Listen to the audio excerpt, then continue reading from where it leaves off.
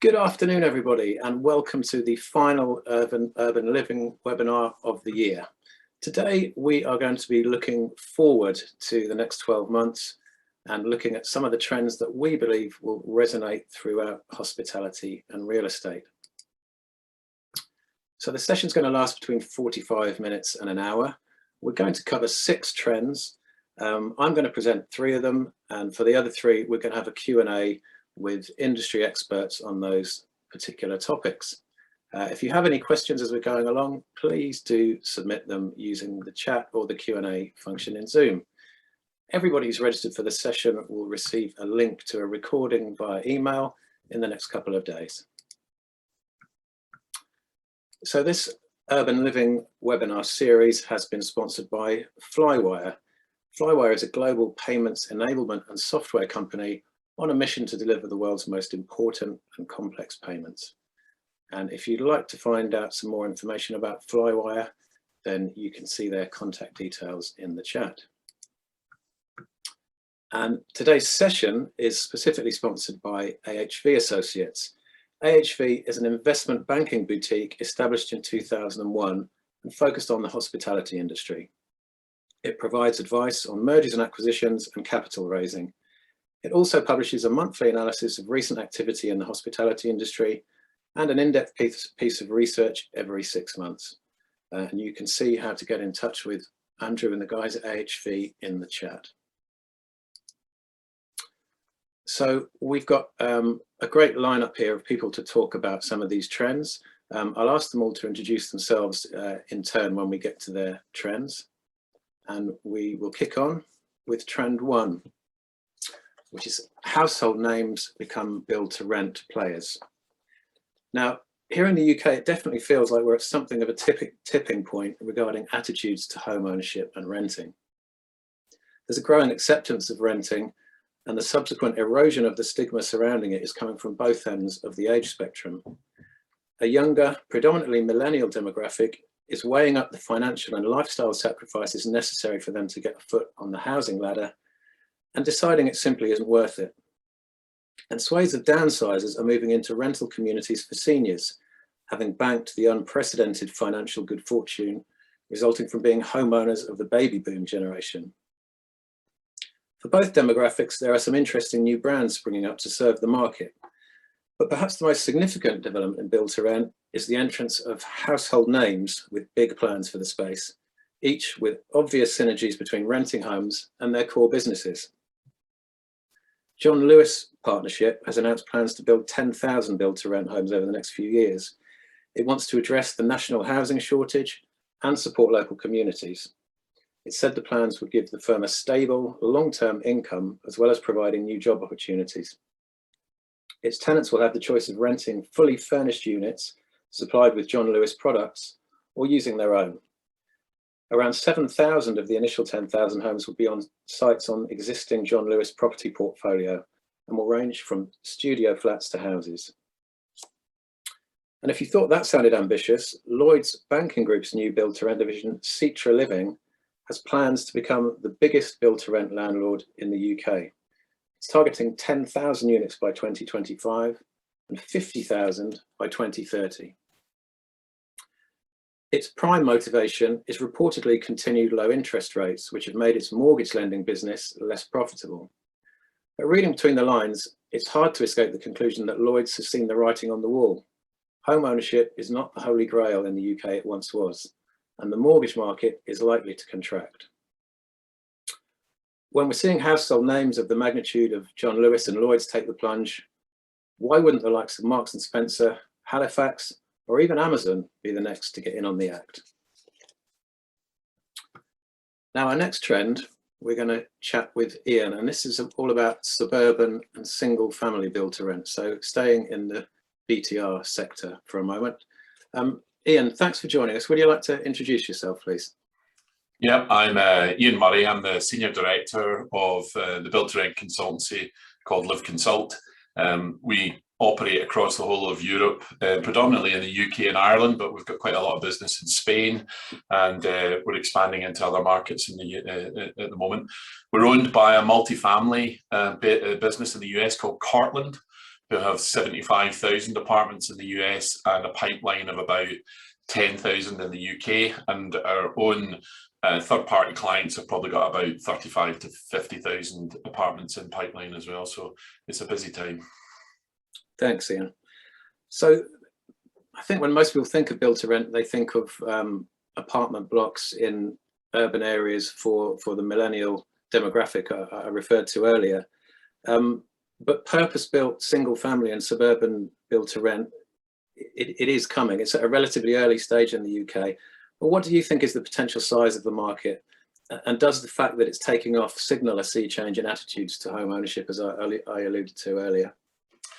A couple of things. So, Knight Frank and Savills have estimated the market to be worth about 8 billion, you know, which in real terms is a very large number of homes to develop. It's interesting that about 17% of the build to rent applications at the moment are in suburban locations, so would be defined potentially as suburban build to rent. And there have been about 200,000 buy-to-let landlords have exited the market. So, you know, if you calculated up the value of homes that have been given up in the buy-to-let market, there's 70 billion. So, you know, that's a colossal scale of market. I mean, there are 4.5 to 5 million renters in the UK, and the whole premise of the build to rent market is really to kind of professionalize the sector and move people from what is the traditional PRS market into a professionalized build to rent market. And there has been a gap in the life journey of a renter. So you've gone from your student to a co-living to a small one bed to a one bed to a two bed shared with somebody to a two bed shared with your partner. And then there was a kind of a cliff face where there was nowhere else to go. So it was a kind of a natural progression for the build to rent market to look to single family housing. And it has been for the last few years, but I think in the last 2 years, for obvious reasons, there's been quite a bit of migration away from high density inner city apartments into more suburban locations. So it would be natural, I think, for investors to kind of follow that trend and create a new product. And I think that's why single family housing is really on the rise at the moment. It's probably the hottest part of the whole build to rent market in terms of growth profiling. Mm-hmm. And do you think this is the right time for this sector to take off because people's attitudes towards owning their own homes has changed? Yeah, I think generally your description is quite right. That, you know, people have had a mindset shift because the capital growth in your asset of your home is not the same as it was, as you referred earlier, to the baby boomers who got quite a huge growth. So, you know, is that the best place for your investment money? Does it also match your lifestyle profile where you potentially want to have some flexibility? So, you know, the build to rent sector has grown up around that. The one difference, though, for single family housing, though, is that, I mean, the current market for single family homes in the buy to let landlord sense is not. People do stay for a lot longer because they want to put their kids in school, they want to put roots down where they are, and moving is not maybe something they want to be doing so frequently. So actually professionally servicing that market is, you know, a very attractive prospect. And I think that people want the choice of renting over owning. I don't think we can say that people don't want to own their homes. I mean, I think that would be an anathema. So in my view, I think it's, you know, in the broad market, there is a whole spectrum of people, and some sectors of the market will just decide to rent, not buy. Mm. And you referred to people dropping out of the rental market at some stage, but we're also starting to see purpose-built rental developments for seniors as well. So are we getting to the stage where there is some kind of purpose-built rental accommodation for every life stage?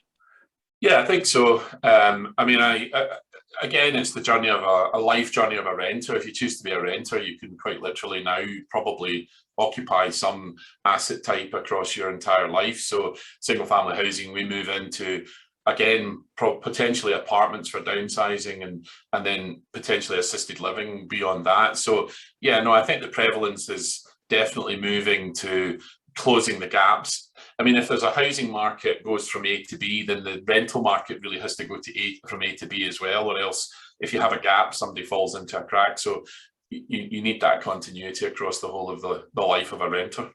Yeah, yeah. So who are the main players in the suburban build to rent space, and what's the scale of their pipelines? So there's a slight amusement, of course, because every single announcement is that a company is going to spend £500 million and build 5,000 apartments or homes or whatever it is. And, you know, if you really know how hard it is to get 5,000, you know, homes in the ground and built, it's a years long process.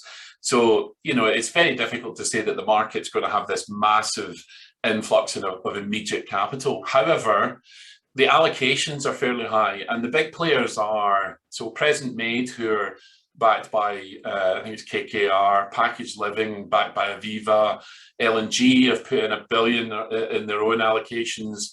Sigma have £1 billion of capital that they've been allocating, and the Moda Casa project. So Present Made, I apologise, is the Apache product, and Moda Casa is the KKR product. So, I mean, that's £3.5 billion over only 5 operators. So, you know, the estimates of 5 billion don't sound crazy. And, you know, you only need to get a few more operators of that scale. They've all got the same problem, though, is finding, you know, large scale land to do their projects on. So, you know, that's why it takes so long to do these developments. Well, it's an interesting point you raise. I mean, obviously the government has set a target for 300,000 new homes to be built annually, which we're nowhere near achieving. In terms of product type, amenities and programming and so on, how do you think suburban build-to-rent communities will differ from the large-scale open market schemes delivered by the major house builders? So again, I think we're into what is the definition between PRS and build-to-rent. So for me, the PRS market is a non-amenitized market that is, you know, really about just selling apartments or homes in a single plot basis.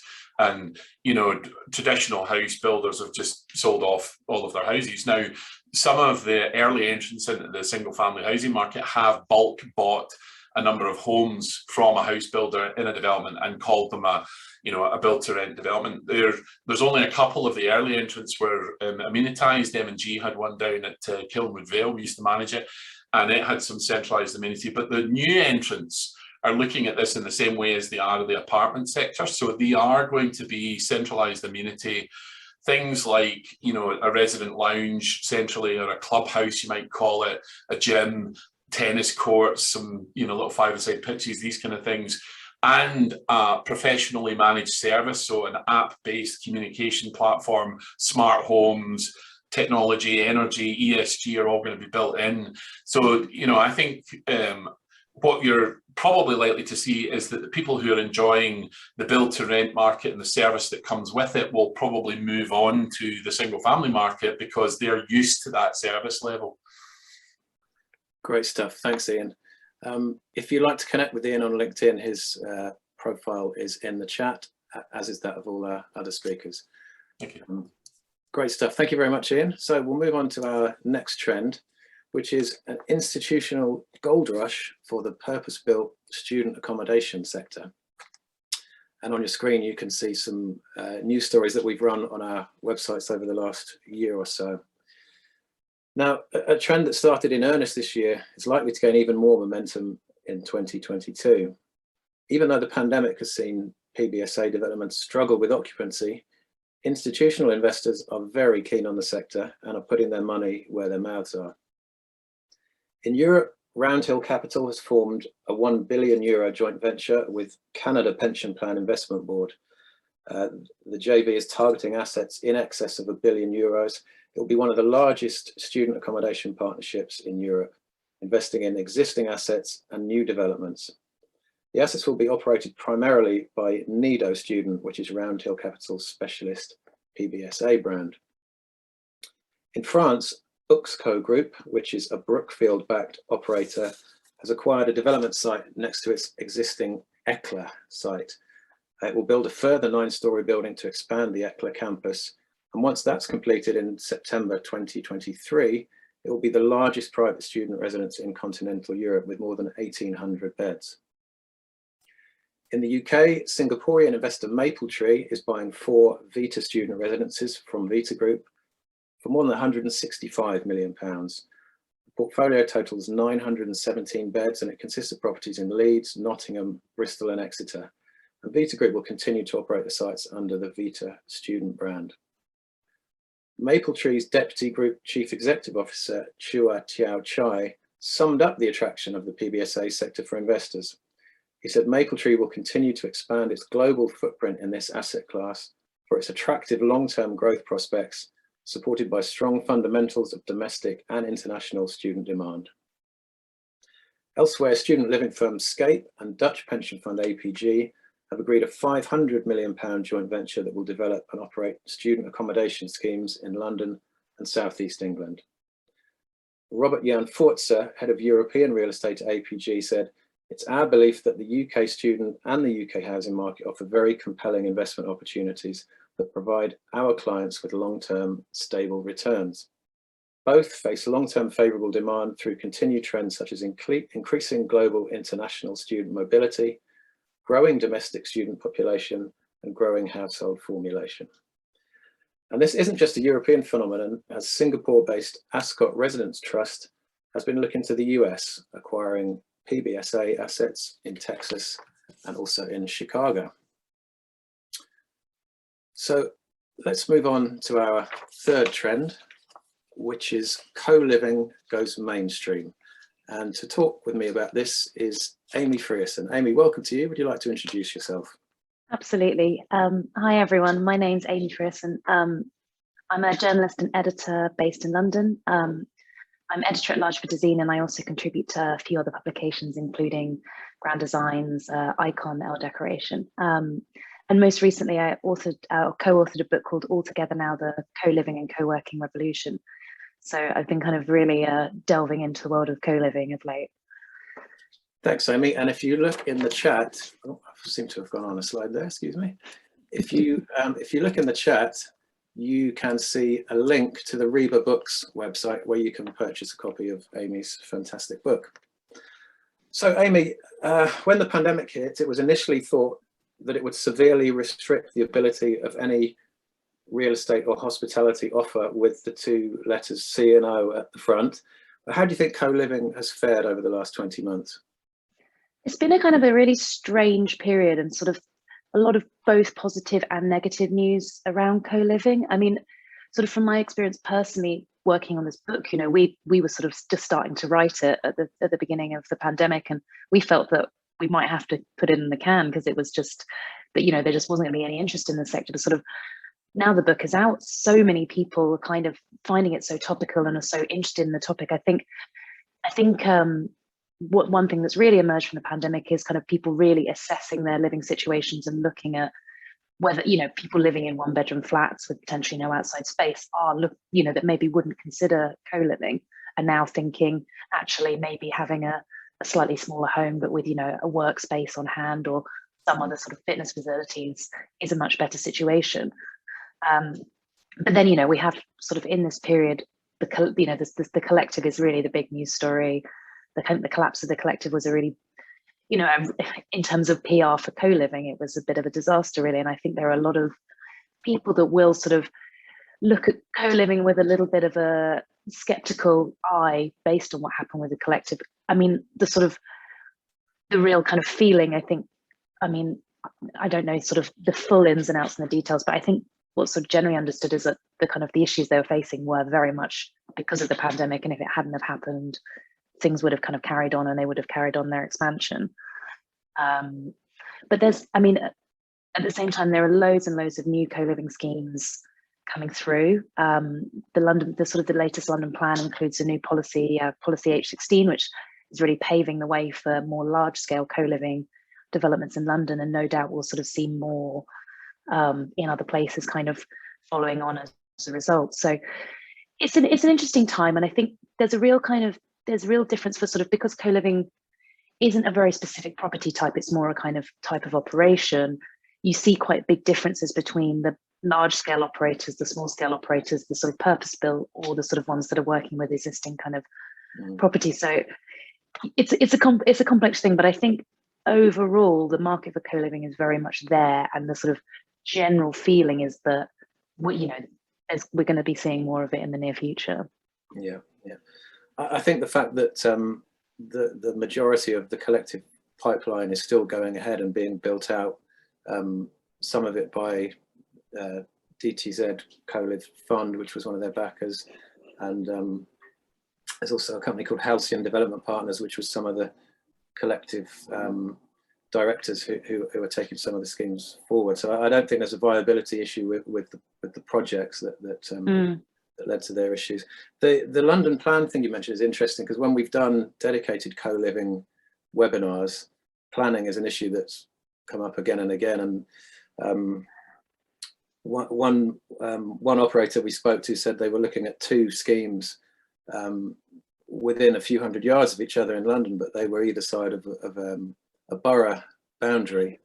And he was saying he was really interested in one site. He much preferred it than the other, but he knew he wouldn't get planning for a co-living on that site, but he would on the other, which was a few hundred yards down the road. So I think the planners have got a bit of catching up to do, but it's interesting to see that the new London plan has a specific co-living use class.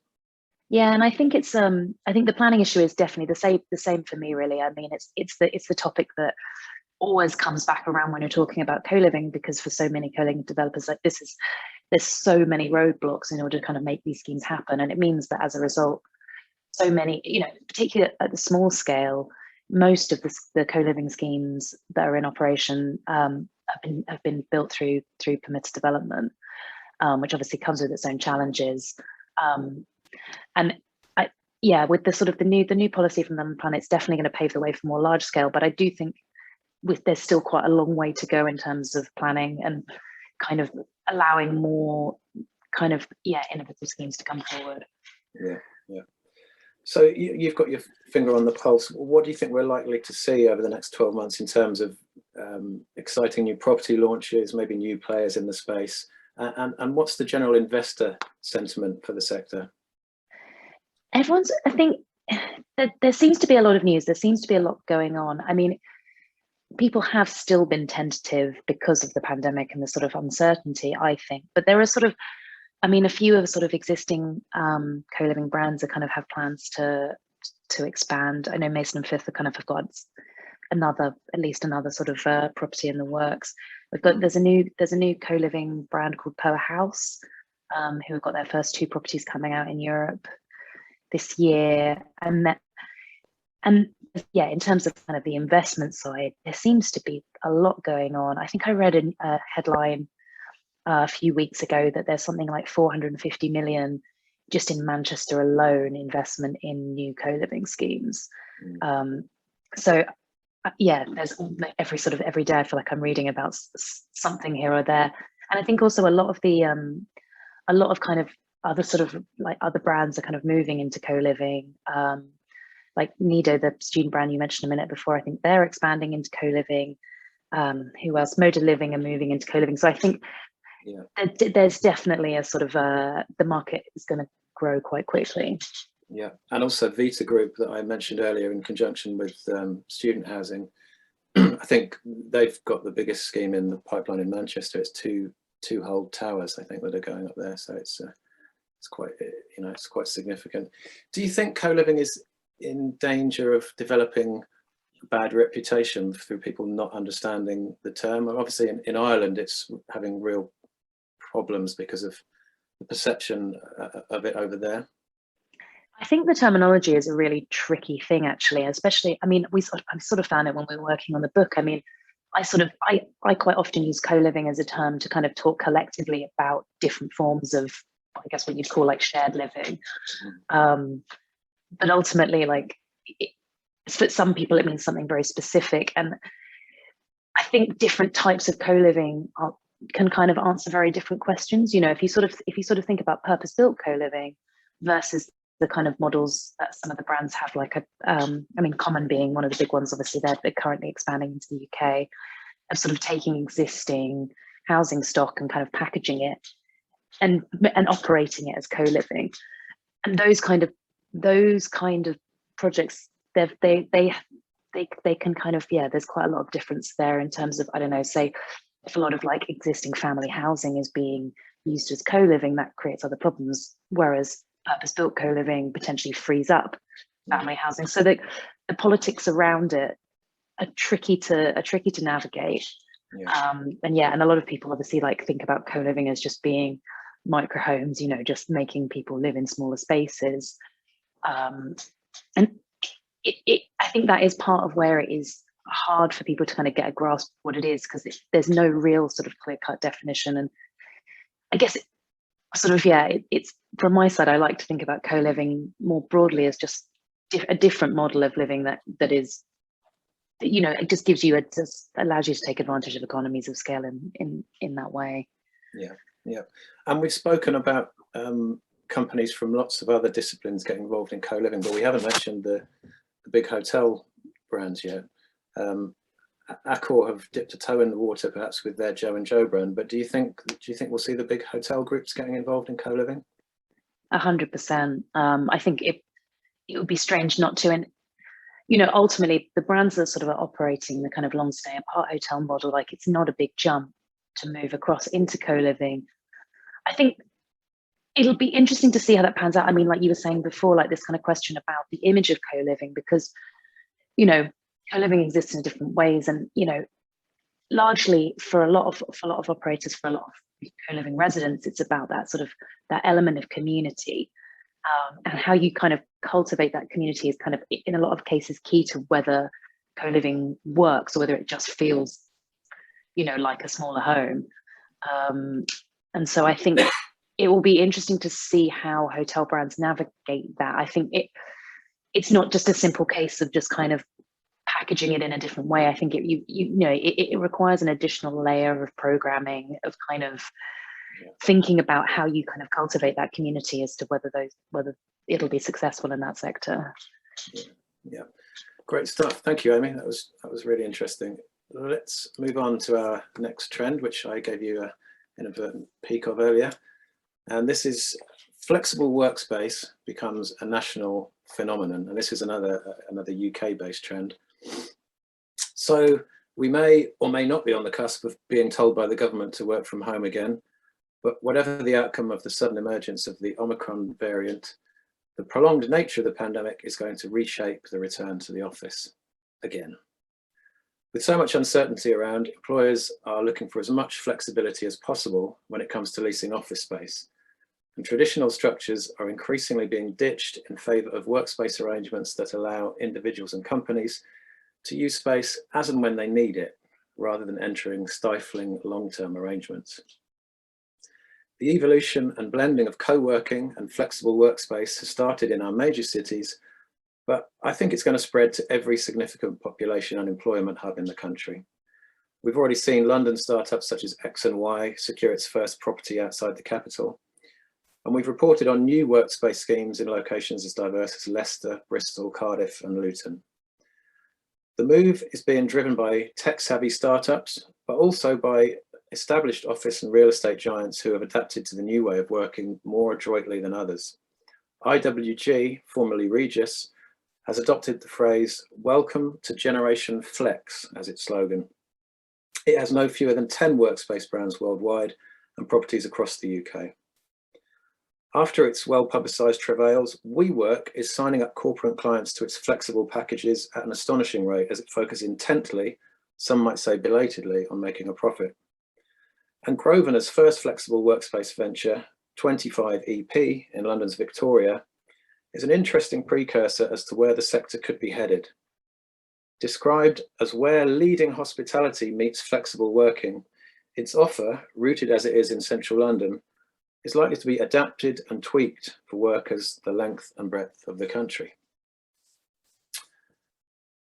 So, onto our sixth and final trend, which is a really interesting one. I think it's all about multi-generational living. And to talk to me about that is Lukas. Welcome, Lukas. Would you like to introduce yourself, please? Yeah, thank you. Thanks for having me.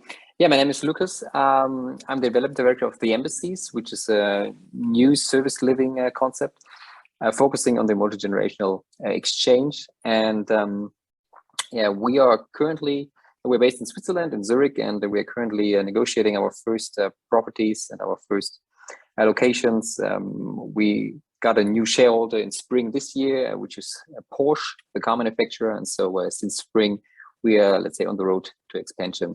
And for those of you who don't know the Embassies, in one or two sentences, in a nutshell, We are aiming for a service living operator concept, which is based on 3 columns. We have the apartments where there are seniors, there are short stay, long stay, different parts of apartments that we are offering for different age groups as well. We've also a so-called Ambassadors Club, which is like the heart of the house, where you meet, where you can also join as a local. It's a little bit like Soho House, but a broader approach with regards to the program and also the age groups. And we have also public spaces on the ground floor, which are inviting the local neighborhood also to be part of the house. So what we are aiming for is a very heterogeneous community in the house. Thanks, Lukas. I think it's safe to say traditionally society has always embraced multi-generational living, and you'd have several generations of a family living together, and the kind of segmentation is a relatively recent phenomenon, but now it's definitely a buzzword which people are looking into. Consequently, new developments aimed at particular age groups have tended to be focused on tight niches, students, retirees, etc., as we've alluded to in the chat already. So how much momentum does the multi-generational living movement have among developers, and who have been the pioneers? Well, yeah, as you said, it's been the original way for a family to live in multi-generations in one house or one flat, obviously, because sometimes the times are very bad and there was no other opportunity. But what we've seen here is actually that the momentum currently is really good and really interesting for us. I will come back to the pandemic case that Amy was referring to. But with regards to who've been the pioneers, I think it's more like what has changed, what has been changed with the customer, so with the user that is using our concept. What we see when I'm focusing, for example, on the seniors, is a total change of the mindset. So if I compare the boomer generation, which are the 60s and also the 70 years old of this year, compared to the generation before, for example, compared to my grandparents who have been in this age 20 years ago, their approach, how they want to live and what they find interesting and what they think about how they want to live when they are older, for example, is totally different. So this now, the generation now, let's say of the seniors, they have been way more cosmopolitan. They had maybe careers on an international level, so they are way more flexible to say, okay, I can stay for a couple of months, a couple of years now at this location. Then I want to travel. I want to go around. I want to see other people. I want to see other places. And also the case that you said, and also what Iain said, it's not so necessary anymore to have the house and to have the status symbol to say, okay, this is my house and I want to stay there, and then give it to my kids or grandkids that they can live there. So what we see is a total change of the mindset. We've done a lot of research and we've interviewed a lot of people from various generations, and it's really interesting to see how this has developed over the years. With regards to the momentum, what we see is a very interesting time for us as an operator who's aiming for a multi-generational approach, because for me it was quite interesting to see during the last years how the student living concepts, for example, have been evolving during the last, let's say, 5 to 6 to 7 years. And it was interesting to see that you had a concept and where the investors were really keen on, and it was really focused on the students, which is obviously interesting because you have more internationals maybe coming over to Europe, and they need, of course, something where they stay. But it was focusing on a group where it's also interesting to see how much they can afford to pay. So most of them had obviously good backup by the parents. And what we are doing with this multi-generational approach, and then in this approach also focusing on the senior part, is that the seniors, the amount of seniors are obviously getting older. The demographics is quite clear in mostly all of the countries. And this change comes along with also the fact that the ability to pay for these concepts, for these service living concepts, is actually within this peer group of seniors. So we have a lifestyle concept. This is why with Porsche we have a great partner there. And this lifestyle premium approach is in the same kind of category what our a senior customer is able to pay, because 80% of all premium products are actually bought by the 60 plus target group.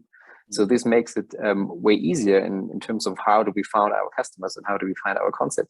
And then with regards to the real estate and the current market, of course, with this multi-generation approach and also with the seniors, they tend to stay longer than compared than students, for example. So we saw, Amy was referring to that, we saw a couple of co-living operators who were struggling due to the fact that borders were closed, there were no flights, there were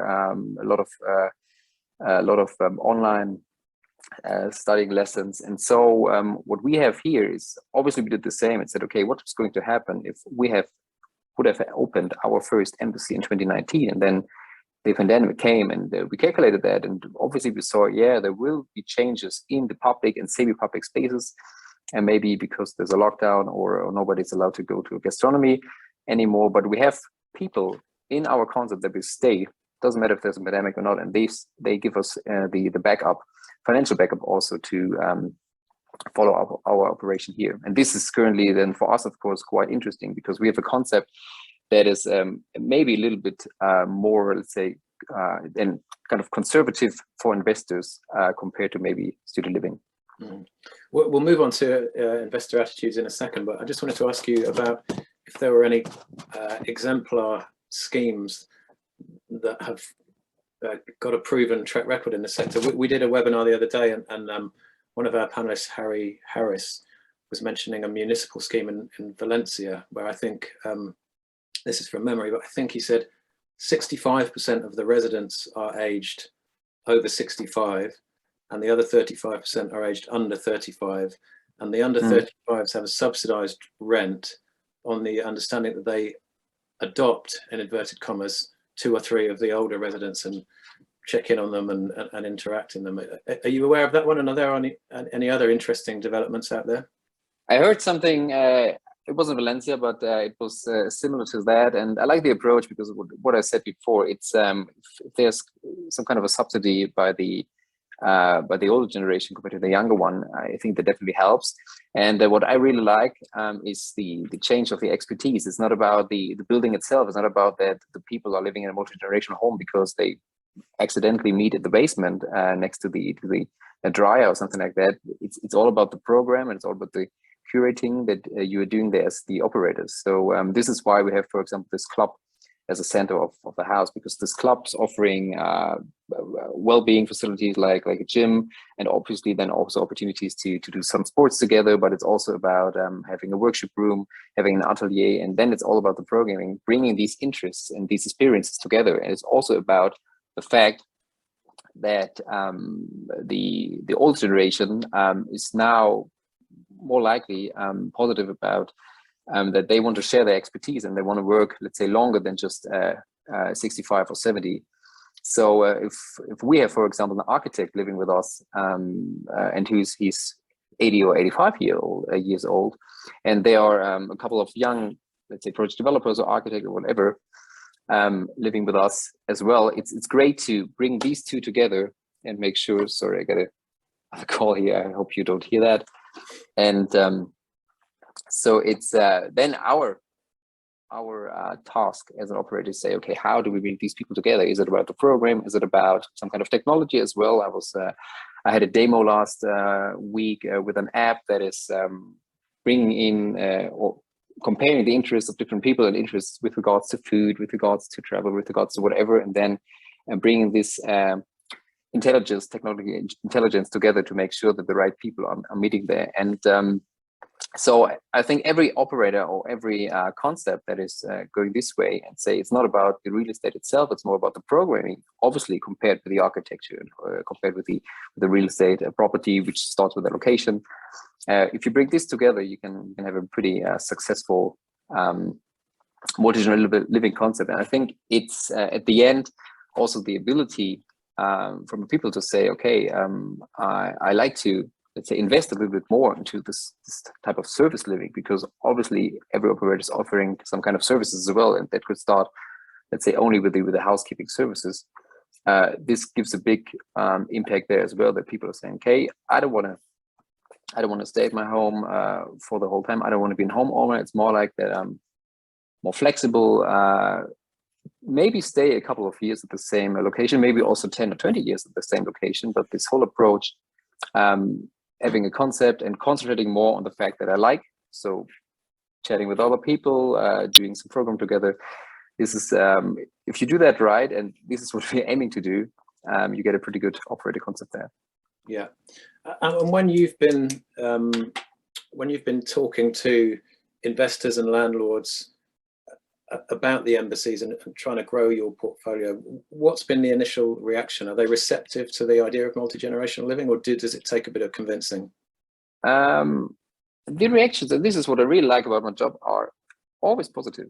It doesn't mean that we are getting every project that we like, of course, but the reaction itself towards the concept is pretty positive, and the people see the need that comes from the fact that we have a couple of statistics that show what's going to happen with the society in terms of demographics. But it's also what we are aiming at is, if you see the senior side, it's something that you say, okay, the society has changed as well. There are many more people starting, not even from senior age, but maybe starting at 50 or 55, that are by themselves because they have been maybe more international. The family is more international. It's not like that you have 3 kids and all kids are maybe in your village or in your town. It's more that they are abroad, might be on another continent. The divorce rates are higher. So there's a big chance that you're by yourself and decide, okay, there's a new form of living besides besides my apartment, where I might be kind of alone, even more lonely when I'm older. Yeah. And so this is where also the landlords see the fact, and then comparing that also with the fact that we are aiming for a concept which enables to charge good rents as well from our customers, because they see the profit for themselves living in an embassy, and also paying more rent than they would pay in a normal, let's say, non-service apartment. This obviously brings us the opportunity to pay an interesting rent as well back to the landlord. Yeah, yeah. You kind of brought me on to my next question, which is perhaps you could outline briefly for us the main benefits of a multi-generational approach to the residents. Excuse me, and also what are the main operational challenges of managing a multi-generational community? Yeah, the challenges obviously starts when we are checking out the location and see, okay, what is around there, what are the different interests also as well. We are a pretty urban concept, so we try to be in the main cities of the world, in the center, where you have also other highlights around. Could be cultural highlights, could be also other gastronomy. This is a little bit because we have also public space which needs, of course, people that are walking by. So it has to be a lively and vivid neighborhood. And this is also what our customers from all generations are expecting, that we are not in a suburb. It's more a very urban city center thing. But yeah, with regards to the property itself, obviously when we are dealing with all generations, we have to accept as well that there are accessibility things that we have to consider. So it doesn't have to be very free at all, but obviously it should be easy accessible.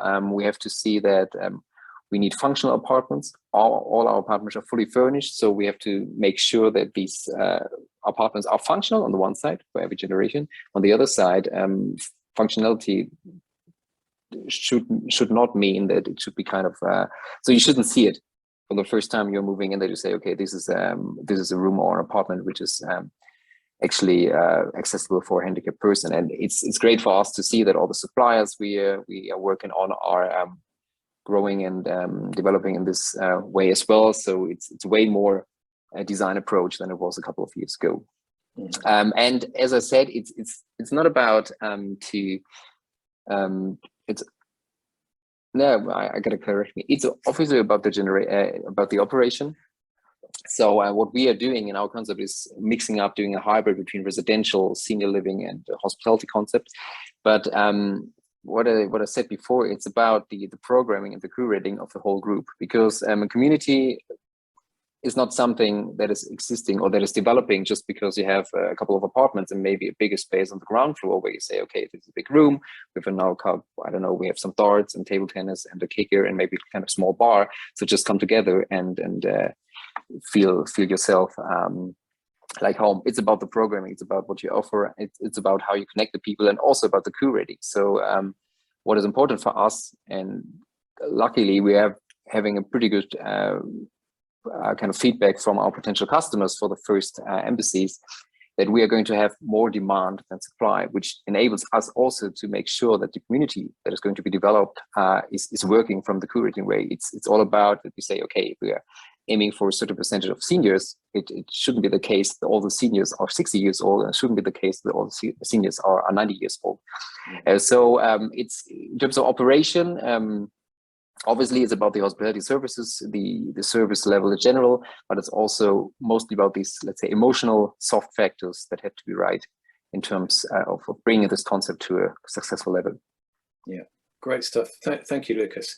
I've seen that we've got an attendee called Kerem who has raised his hands a few times. I'm guessing, Kerem, that means you've got a question. So if you could type that in the chat, please, and who it's for, we'll get around to answering that shortly. But in the meantime, Iain, I think you wanted to pick up on some of the comments that your fellow panelists have made. Yeah, no, it's not to cut across my learned friends, but there was just a couple of interesting things. I've just stuck in the chat a really interesting article in relation to what Lukas is talking about in a publication Conversation, which refers to non-familial intergenerational interactions, which is something I have seen quite a lot, which is about kindergarten and creches being in senior living environments, and the connectivity between things like dementia and Alzheimer's being, enhanced by that kind of multi-generational view. And, just looking at the panoply of build to rent in general, I do see a very multi-generational sector building up. And I do think that, we do tend to kind of pigeonhole a little bit the sort of millennial generation into the kind of build to rent, but I mean, we see a lot of our developments that are occupied by people in a very broad spectrum of age and professional disciplines, etc. And then just picking up on a point that Amy made earlier, and you picked up yourself on it, was, is there a misconception about co-living? And I think we have an office in the Dublin market, and we're very active in build to rent in Dublin. And in actual fact, Dublin City Council have banned co-living as a definitive asset class, which I think is extremely short-sighted, and is a very, very good example of a misunderstanding and a misinterpretation of an asset class. And as Amy says, there's this kind of misconception that there's sort of people living in rabbit hutches, and that's just not the case at all. It's a much more service driven and much more culturally acceptable asset class than that would be described. So I do think there's an education piece is still, and this kind of forum is good for that, where we can, educate the broader market, including investors, that things like co-living are a valid asset class in the kind of broad spectrum of occupation. Shortly after they took that decision in Ireland to ban any new co-living planning consents, I wrote an opinion piece with the headline, "Is co-living in danger of becoming the new timeshare?" which was obviously deliberately provocative, but essentially what I was trying to say is that there's nothing wrong with the concept at all, but there is a danger that anything new can be tarnished by unscrupulous operators to the detriment of everyone else in the space. Timeshare is not an inherently bad product, but its reputation was shot to pieces by some of the cowboys. Well, if you want to write another piece in Ireland at the moment, you could write the one on the Dublin City Council development plan that says that no build to rent development should be above 100 units, which is uneconomically viable, which would basically just kill off a market. So if they want to see all the money that is currently focused in Dublin migrate away from it, they can carry on and publish that. Yeah, and actually we had Leo from IMS on a webinar recently, who's based in Ireland, and he was saying that even the term build to rent hasn't got a particularly good reputation over there, and they've gone back to the terminology PRS, which we're kind of seems to be moving away from here in the UK. It's strange how it's working over there. Yeah, I think they're both synonymous. They've both got a bad, you know, kind of perception in Ireland, which is misconceived, frankly. Yeah. Great stuff. Well, thanks everyone. I think that was a really good chat. Kerem, I saw you raised your hand again, but I can't see your question. So unless you can type it in the chat in the next few minutes, I'm afraid we're going to have to skip that. Just going to show a few quick slides before we wrap up. So tomorrow I am hosting another trends webinar, and this is specifically for the service department and extended stay sector. You can see the lineup there, and if you'd like to register for that, then the link is in the chat. We will be back with a new series of urban living webinars next year in February. The first one is looking more in depth actually at later living. The link to register for that is also in the chat. That's on February the 2nd. Next year, we have got a suite of live in-person events, which we're very excited about. Excuse me. The first one is taking place towards the end of March in Paris, and that's our Hospitality Recharge event. Then we've got 2 award schemes, the Shorties and the Service Department Awards, and then our flagship event, the Urban Living Festival, which takes place in July. More info about all of those in the chat. If you're interested in getting involved in any of those events, as a contributor, as a sponsor, as a supporting partner, then please do get in touch with my colleague Katie, whose details are there and also in the chat. And it just leaves me to say a big thank you to Lukas, to Iain and to Amy for your input today. I think it was a fascinating session. If you're on any of the social channels, you can see there.